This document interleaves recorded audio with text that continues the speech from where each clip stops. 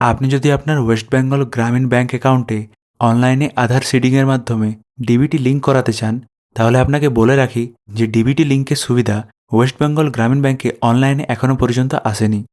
কারণ আপনি যদি ডিবিটি লিঙ্ক করার জন্য এনপিসিআই এর ওয়েবসাইটে যান, তাহলে আপনি দেখতে পাবেন যে ওয়েস্ট বেঙ্গল গ্রামীণ ব্যাংকের নামটি এনপিসিআই এর ব্যাংক লিস্টের মধ্যে নেই। তাই আপনাকে যদি ওয়েস্ট বেঙ্গল গ্রামীণ ব্যাংকে ডিবিটি লিঙ্ক করতেই হয়, তাহলে আপনাকে ব্রাঞ্চে গিয়ে ফর্ম জমা করে ডিবিটিটা লিঙ্ক করতে হবে। তাহলে এই ভিডিওতে আমি আপনাদের ওয়েস্ট বেঙ্গল গ্রামীণ ব্যাংকের এনপিসিআই এর আধার সিডিং এবং ডিবিটি লিঙ্কের জন্য এই ফর্মটা ফিল আপ করে দেখাবো, যাতে করে আপনি খুব সহজেই ওয়েস্ট বেঙ্গল গ্রামীণ ব্যাংকে ডিবিটি লিঙ্ক করতে পারেন এবং সমস্ত রকমের সরকারি প্রকল্পের সুবিধা পেতে পারেন। এই ফর্মটা আপনি ব্রাঞ্চে ভিজিট করে অথবা অনলাইন থেকে ডাউনলোড করে প্রিন্ট করে ফিল আপ করতে পারবেন। আর চাইলে আপনি এরকম কালার কপি অথবা ব্ল্যাক অ্যান্ড হোয়াইট কপিও সাবমিট করতে পারেন।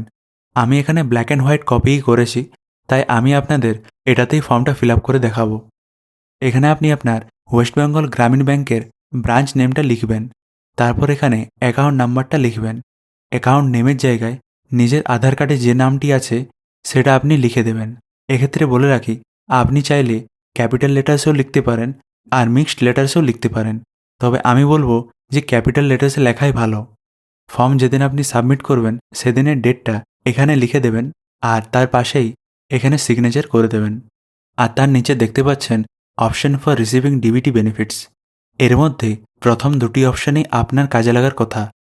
প্রথম অপশনটা হচ্ছে যে আপনি ওয়েস্টবেঙ্গল গ্রামীণ ব্যাংকে নতুন ডিবিটি লিঙ্ক করছেন এবং আপনার অন্য কোনো ব্যাংক অ্যাকাউন্টে ডিবিটি অলরেডি লিঙ্কড নেই।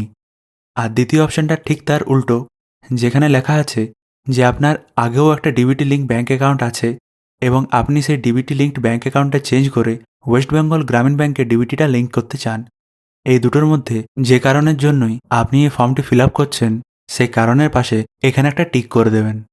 তারপর এখানে 3 এবং 4 নম্বর পয়েন্টে টার্মস অ্যান্ড কন্ডিশনটা লেখা আছে যে আপনার দেওয়া সমস্ত তথ্য সঠিক। তারপর এই জায়গায় আপনি আপনার একটা সিগনেচার করে দেবেন আর নিচে আপনার নাম, মোবাইল নাম্বার এবং ইমেল আইডি থাকলে ইমেল আইডিও লিখে দেবেন।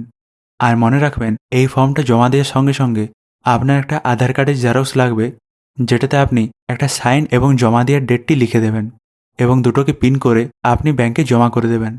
মনে রাখবেন, আপনি যদি অন্য একটা ব্যাংক অ্যাকাউন্ট থেকে ওয়েস্ট বেঙ্গল গ্রামীণ ব্যাংকের ডিবিটিটা চেঞ্জ করাতে চান, তাহলে হতে পারে যে ব্যাংকের থেকে আপনার অন্য ব্যাংকের অ্যাকাউন্ট নাম্বারটি চাওয়া হতে পারে, তাই সেই অ্যাকাউন্ট নাম্বারটি আপনি সঙ্গে নিশ্চয়ই নিয়ে যাবেন।